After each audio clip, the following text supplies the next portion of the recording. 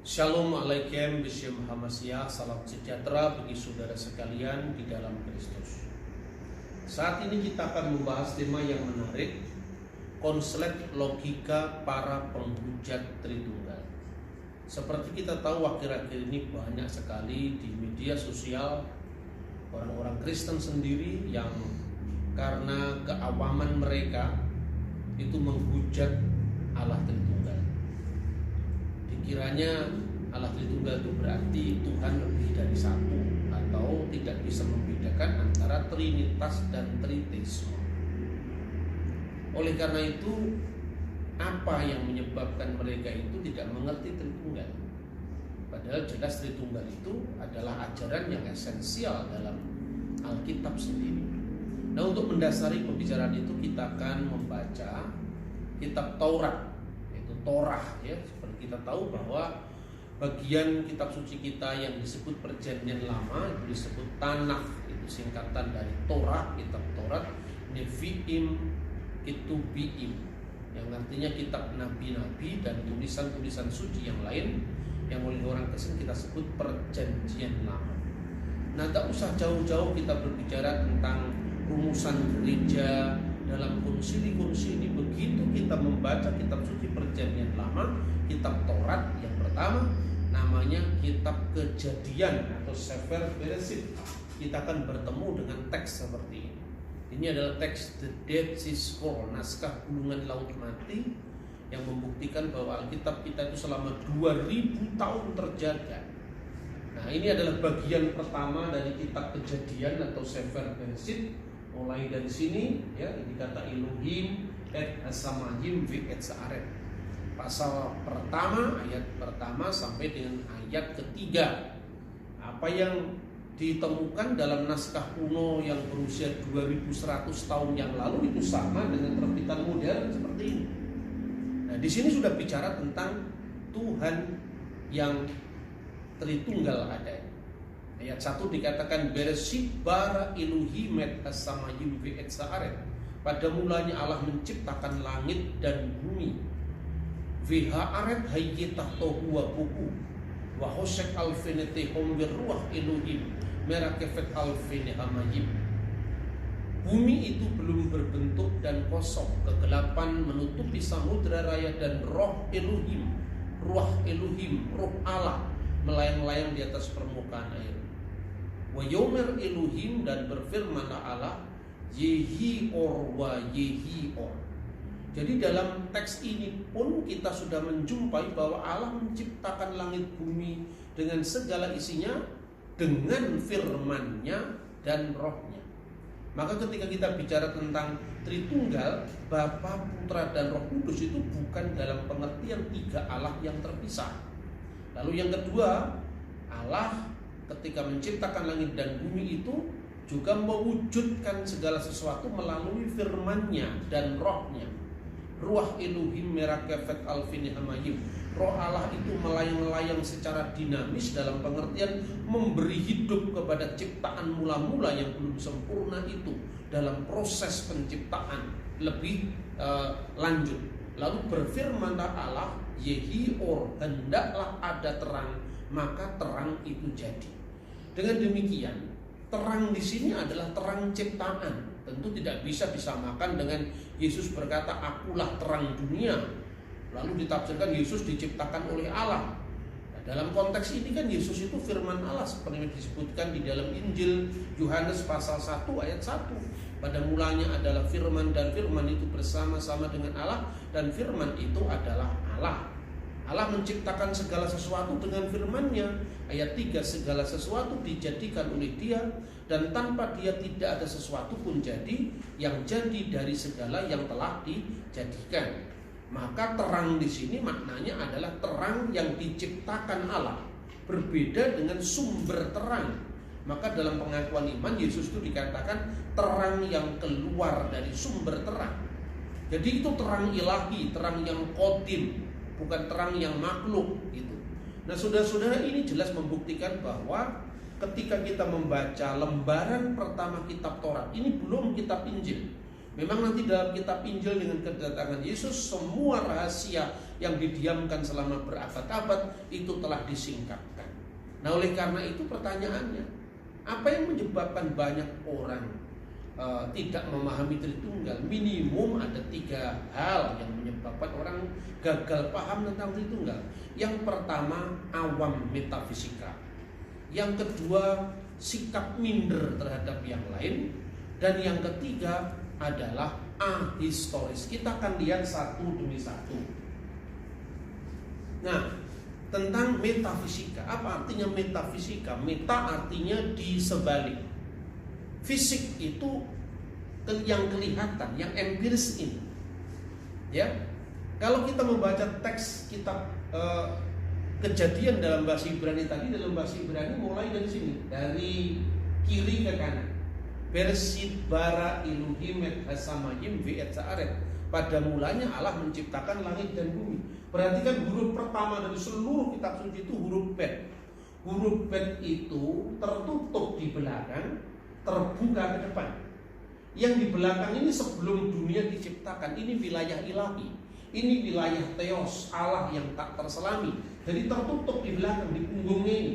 Tapi terbuka di depan. Terbukanya itu apa? Et hasamayim ve'et za'aret. Langit dan bumi setelah diciptakan, maka alam semesta ini kosmos. Sebelum adanya langit dan bumi ini, Tuhan tidak terikat oleh ruang dan waktu. Sampai kini pun tidak terikat oleh ruang dan waktu. Tetapi ketika alam diciptakan yang namanya kosmos, barulah muncul ada ruang, ada waktu, ada keterbatasan, ada bilangan, ada hitungan 1, 2, 3, ada kualitas, ada kuantitas. Ini muncul setelah kosmos diciptakan. Nah, sebelum Allah menciptakan ini misteri yang tak terselami. Inilah wilayah ilahi. Karena itu tidak usah kita ngomong teologi pun ketika kita ngomong logika. Misalnya Aristoteles, seorang filosof yang terkenal, itu membagi cara berpikir manusia itu ada 3 tahap. Yang pertama adalah tahap fisik. Jadi berpikir dengan tahap fisik itu pikiran yang paling rendah. Jadi seolah-olah kalau tidak ada bendanya, benda ini kotak, diraba dengan tangan, oh bener kotak. Ini bola, ini bulat, kalau nggak bener-bener diraba dengan tangan, ya orang nggak percaya kalau itu bulat. Itulah pengalaman yang paling paling rendah. Jadi kesan fisik, jadi pemikiran secara fisik. Baru ditingkatkan lagi, namanya matesis. Matesis itu menghitung, mengkalkulasi. Ketika Anda ditanya 5 kali 5 sama dengan 25. 25 itu bentuknya apa ya? Kita gambarkan jadi angka. Angka ini pun nisbi. Kalau orang Arab yang membuat angka beda dengan angka Romawi, beda dengan angka Persia, itu simbol dari kalkulasi. Meningkat dari fisik kemudian metasis yang kemudian melahirkan ilmu matematika. Yang paling tinggi itu yang namanya metafisika atau teologia. Karena teologi itu bicara tentang Allah, tentu tidak bicara fisik. Jadi kalau ada orang Kristen yang mengatakan Yesus duduk di sebelah kanan Allah, lah berarti kan Allah di sebelah kiri. Lah ini gagal paham. Karena bicara tentang metafisik kok dia memakai ukuran fisik. Lebih-lebih kata duduk di sebelah kanan Allah itu ungkapan Ibrani yang artinya dia memiliki posisi dekat sebagai putra Allah dan itu sifatnya kekal, maka dia akan menjadi raja yang kekal. Konteksnya apa? Ketika di dalam kitab Zabur atau kitab Mazmur, ya Mazmur Daud dikatakan Neum Hashem laduni, berfirmanlah Hashem, berfirmanlah Tuhan kepada Adonai, kepada Tuanku. Tuanku di sini Mesias. Sef limini, duduklah di sebelah kananku. Karena bait Allah itu ada 3 ruangan. Ruangan Maha Kudus itu sebelah kanannya adalah istana Daud. Jadi sebagai Mesias ada 3 dimensi, 3 jabatan. Yang pertama Mesias itu imam, kedua Mesias itu raja, dan ketiga Mesias itu nabi. Jadi kalau Yesus dikatakan nabi dan rasul atau raja, jangan dipertentangkan bahwa kan Alkitab hanya mengatakan Yesus itu nabi kok disebut Tuhan, kan Alkitab hanya mengatakan Yesus itu raja kok disebut Tuhan. Ini juga gagal paham karena memahami kekristenan dari ukurannya dia sebagai seorang non-Kristen. Jadi yang pertama ingat itu adalah awam metafisika. Nah, saudara-saudara, kenapa kok pendeta bisa awam? Ya, padahal kalau seorang pendeta itu mestinya bisa paham dong antara pemikiran yang sifatnya fisik, matesis, metafisik, mestinya harus lolos itu. Karena kalau jadi pendeta tidak bisa membedakan satu kelereng dengan satu Tuhan, itu bukan akarya wangsit, itu makan pangsit mie. Akarya wangsit itu artinya bisa mewedarkan ilmu. Ilmu itu ilmunya Allah. Ilmu itu apa? Wahyu ilahi, itu kitab suci. Makanya kalau pendeta tidak bisa membedakan duduk di sebelah kanan Allah dengan si fulan duduk di atas perahu, itu sama dengan saya katakan, jangan tersinggung, Kirun lebih pinter daripada yang ngaku sebagai lulusan teologi tadi. Karena itu Kirun itu sering saya tonton kalau wayangan itu nembang itu dari Dandang Bulo itu kira-kira begini. Ono pandito akarya wangsit.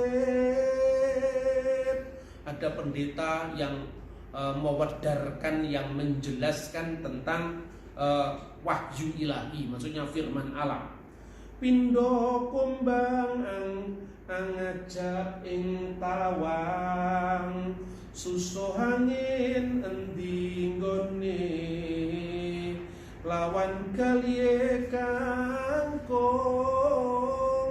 wakasane langit celotri, isine mula wong miang kikiring punglu, tapake kuntul anglayang, peksimi beruluke ngungkuli langit, kusumo cerah ing tawang. Artinya ini, jadi ada pendeta yang mewedarkan wahyu, mewedarkan firman. Pindo seperti kumbang angajab ing tawang, seperti kumbang rindu angkasa, itu rindu ruwai terhadap keabadian Tuhan. Lah manusia seperti ini ibarat ya harus ngendi susuing angin. Susunya angin, pusatnya angin kok dicari. Maka ini sejalan dengan apa yang dikatakan firman Tuhan dalam surat dalam kitab Pengkhotbah 11 ayat 5 yang berbunyi, sebagaimana kau tidak mengerti jalannya angin, begitu juga engkau tidak mengetahui pekerjaan Allah. Jadi pekerjaan Allah tidak tahu, apalagi hakikatnya. Ketika bicara tentang hakikat, Amsal 11 ayat 7 dan ayat 8 mengatakan, dapatkah engkau memahami hakikat Allah? Tingginya seperti langit, apa yang kau lakukan? Dan ini juga bisa dilakukan oleh kearifan lokal dari budaya kita. Sampai-sampai dikatakan wekasane langit culutri. Coba mana tahu kita itu ujungnya langit. Itu menggambarkan bahwa bicara tentang Tuhan itu harus bicara metafisika. Maka ujung daripada pengalaman rohani itu kusumo ajra ing tawang, seperti kusumo itu kembang mekar di angkasa. Artinya apa? Tuhan itu tidak tergantung dengan ciptaannya. Tuhan itu benar-benar neti-neti, bukan ini, bukan itu. Nah, wahyulah atau firman Tuhanlah yang menyingkapkan, tentu dalam keterbatasan yang hanya disampaikannya melalui nabi-nabi yang berpuncak pada turunnya firman yang menjadi manusia, yaitu nuzul kalimatullah al-mutajasad. Nuzulnya, turunnya firman Allah yang menjadi manusia itu menyingkapkan wahyu ilahi dari zaman ke zaman. Maka dikatakan wal kalimatu sara jasadan wa hala bainana wa ro'ina masduhu masdan lil wahidi minal ab mamlu'an nikmatan wahakan. Dan firman itu telah menjadi manusia, artinya nuzul menjadi manusia dan tinggal di antara kita, dan kita telah melihat kemuliaannya, yaitu kemuliaan yang diberikan kepadanya sebagai anak tunggal Bapa, penuh kasih karunia dan kebenaran. Saya lanjutkan. Jadi yang pertama itu awam metafisika. Yang kedua, itu minder atau rendah diri terhadap yang lain. Nah, misalnya seringnya orang Kristen itu dibully Tuhannya tiga. Kita ini minder, lalu kita ingin mengubah ajaran kita sendiri. Padahal yang membuli itu pasti salah, tidak mengerti iman Kristen. Saya tidak mengatakan agama lain salah, tentu agama itu benar menurut keyakinan masing-masing. Tapi sering dalil-dalil keagamaan lain itu salah alamat ketika diterapkan untuk iman Kristen. Makanya sering kali ada orang tidak mau mengucapkan selamat Natal, mengharamkan sekedar datang untuk mengucapkan selamat atau sinterklas macam-macam. Itu kan karena sebetulnya gagal paham untuk memahami iman Kristen. Padahal tujuannya itu laqad kafara alladziina qalu innallaha salisu thalatsa. Sungguh telah kafir orang yang mengatakan Allah itu adalah tiga dari yang tiga. Pertanyaannya, yang mengatakan Allah ketiga dari yang tiga itu siapa? Tidak ada Tritunggal seperti itu. Nah, orang Kristen tadi karena minder wartehai komplek, dasar memang karena logikanya konslet tadi, maka kemudian dia malah ingin mengubah ajarannya sendiri. Itu yang menjadi akar dan permasalahan yang kedua. Makanya seringkali orang mengatakan, kan di Alkitab tidak ada Tritunggal, kenapa kita percaya Tritunggal? Terus saya bilang, bro, cobalah kita lihat agama mana yang ajarannya pokok ajarannya langsung masuk dalam kitab sucinya pertama. Teologi, ilmu kalam, usuluddin, termasuk yang namanya tauhid, ilmu yang paling luhur di kalangan Islam, itu kan muncul setelah para teolog merumuskan dari kitab sucinya. Ini contohnya ya. Contohnya, apa ilmu tauhid itu ada dalam Quran misalnya. Ucapan inilah ilmu tauhid tidak ada. Yang ada itu substansinya monoteisme atau tauhid. Kata monoteisme dalam bahasa Inggris sendiri itu kan munculnya baru abad modern, Henry Moore yang mengucapkan itu. Begitu juga ilmu tauhid itu ada di dalam tulisan para teolog, misalnya yang saya kutip ini, misalnya Imam Junaid al-Baghdadi. Ini tahun berapa dia meninggal? Tahun 910. Dia mengatakan tentang tauhid itu apa? At-tauhidu ifradul qadimi minal muqdas. At-tauhid atau keesaan Allah atau ilmu keesaan Allah, at-tauhid itu adalah mengesahkan yang kekal, qadim ya, minal muqdas, dari segala ukuran yang baru. Jadi ketika mengatakan kalau Tuhan itu duduk di atas singgasana lalu ukuran kursinya berapa, itu Masya Allah itu harus dihilangkan dari pola pikir manusia yang kurang lengkap ini ya. Kemudian misalnya ketika orang mengatakan Tuhan digambarkan dengan ruang ya, apa sih artinya tauhid? Dari pemikiran yang sama ini, at-tauhidu isbatud dzati bi nafil jihati. Jadi artinya tauhid itu adalah menetapkan substansi Allah, menetapkan zat Allah dari segala penafian, penyangkalan terhadap arah.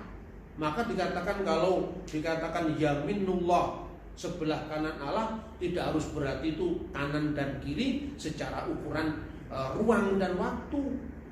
Ketika akhir zaman dalam gambaran eskatologi Al-Quran, orang-orang yang menerima kitab di sebelah kanan disebut ashabul yamin, bukan dalam pengertian itu Tuhan di sebelah kiri, manusia di sebelah kanan, sama sekali bukan itu. Jadi hilangkan perasaan minder terhadap orang lain dan dalami ajaranmu sendiri dengan baik ya. Jadi misalnya tadi kayak ungkapan misalnya huruf bet itu tertutup di belakang, artinya itu misteri yang tak terselami, jangan keburu ngecek dulu lah ya kan. Berarti ajaran Kristen tidak bisa diungkapkan. Nah, semua agama juga mengatakan kalau bicara tentang zat Allah itu ya sama, tafakkaru fi khalqillahi wa la tafakkaru fi dzatillahi, itu juga ada dalam Islam. Pikirkanlah tentang ciptaan Allah dan jangan kamu pikirkan tentang zat Allah. Itu yang kedua. Jadi yang kedua itu perasaan minder. Kalau orang Belanda menyebut minder wartehai kompleks. terhadap agama lain, maka imannya sendiri dikorbankan. Yang ketiga itu adalah ahistoris, ya, sifat yang tidak paham terhadap sejarah. Ya, mestinya kalau bicara tentang iman Kristen, betul dikatakan bahwa kira-kira tahun 180-an seorang yang bernama Bapak Gereja ini, Theophilus Al-Antaki, Theophilus dari Antioquia, yang pertama kali dia mengungkapkan tentang kata Tritunggal. Maka ungkapannya adalah tes triados, yaitu Tritunggal. Apa itu?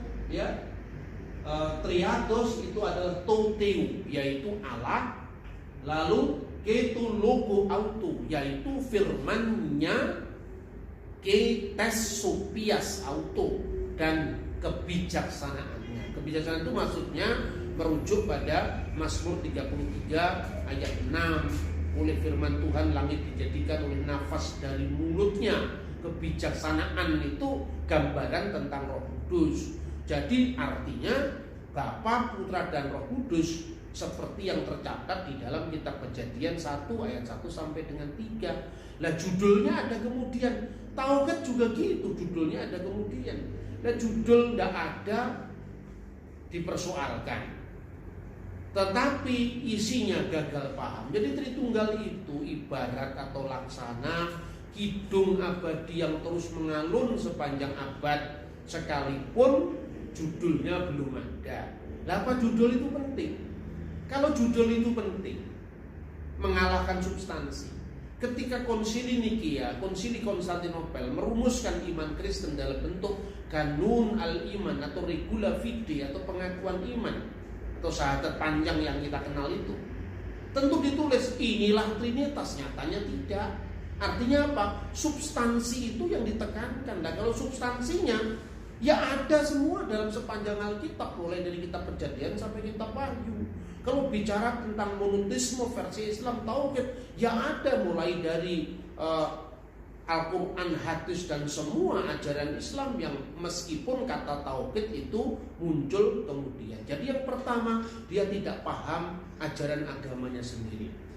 Kemudian yang kedua, karena ahistoris tadi, karena dia tidak paham ajarannya sendiri, sikapnya ahistoris, maka dia tidak ngerti sejarah konsili. Setelah para rasul itu meninggal, murid-muridnya namanya siapa, bagaimana kontinuitas gereja. Setelah Petrus mati, penggantinya siapa, ketika Yohanes mati di Efesus, penggantinya siapa Polikarpus muridnya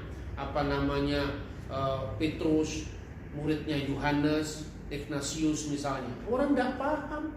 Orang hanya mengatakan aku percaya kepada gereja yang kudus dan am. Ungkapan itu muncul kira-kira tahun 100 Masehi.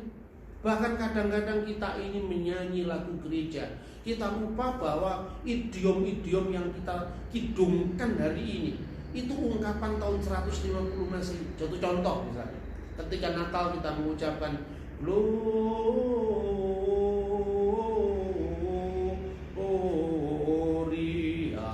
in excelsis Deo. Ini ungkapan dari mana? Ini ungkapan dari Vetus Latina, Alkitab bahasa Latin yang diterjemahkan tahun 150. Ketika Santo Hieronymus tahun 380-an menerjemahkan Vulgata, bunyinya bukan lagi Gloria in excelsis Deo. Artinya apa? Orang antipati dengan tradisi, padahal dia mengembangkan tradisi modern. Orang disuruh pakai dasi, pakai jas, mana ada itu ayatnya. Kalau bicara tentang ayat, ya kacau semua. Karena apa? Sebelum Alkitab Perjanjian Baru ditulis sudah ada gereja duluan. Ini ahistori, sikap yang tidak paham tentang sejarah gerejanya sendiri. Jadi pertama itu adalah awam metafisika, yang kedua minder wadahai kompleks, yang ketiga ahistoris. Ahistoris ada dua, ahistoris terhadap imannya sendiri, yang kedua ahistoris terhadap bangsanya.